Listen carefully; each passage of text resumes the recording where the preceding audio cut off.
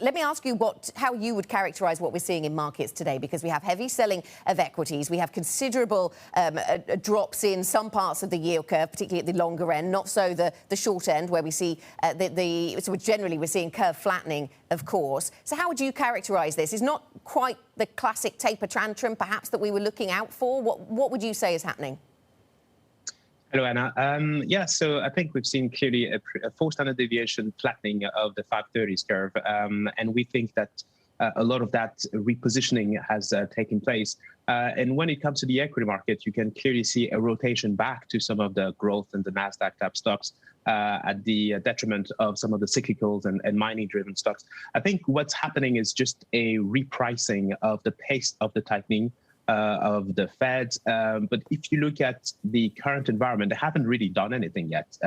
You still have $120 billion of buying per month of QE by the Fed, and real rates are still pretty negative. So the environment is still very positive for risk assets. And I think the market was always expecting a tightening of all these fiscal and monetary policies. It was just a question of when. So I don't think the story has necessarily changed. It's just an adjustment in timing and clearing up of these excessive positioning on the reflation trade.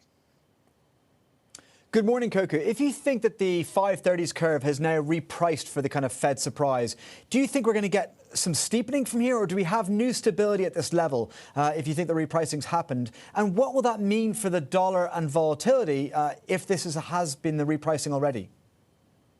Yes, so I think the long-term nominal bond yield at equilibrium should be equal to roughly real GDP growth rate and inflation. So if you say inflation is around 2%, and then we're going to see a normalized real GDP growth rate of 2 to 3%, you could clearly see, and you should see the 30-year above, the 2%, should be around, the 3 handle over time. So what's really happening is more of a bear flattening. To some extent, you also have a bit of a bull flattening, because the pace of the tightening starting somewhere in 2023 is clearly forcing the 5-year point or the 3-year point to be higher than what it was.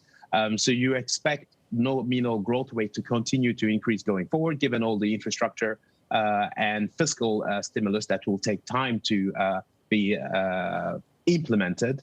And as a result, you should see the nominal bond yield reprice higher as tapering occurs and fiscal stimulus is gradually taken off and the economy is able to grow on its own.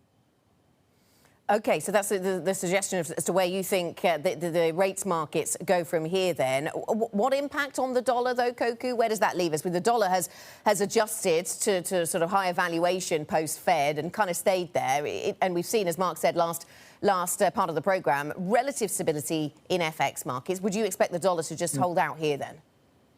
Yes, when it comes to the dollar, I think the drivers on the negative side is the deficit spending and all the leverage that's taking place. But it's also a relative argument. So it's the dollar against which currency? Against emerging markets or against the euro? So ultimately, our view is that the repricing of the dollar has occurred, driven by positioning. But over time, you should see the dollar gradually strengthen compared to the European countries or the emerging market countries, which in terms of fiscal stimulus and the size of the money that has been injected in this country is nowhere near that of the US. And therefore, the US should see a higher relative GDP growth rate in nominal terms than that of the other currencies and other countries.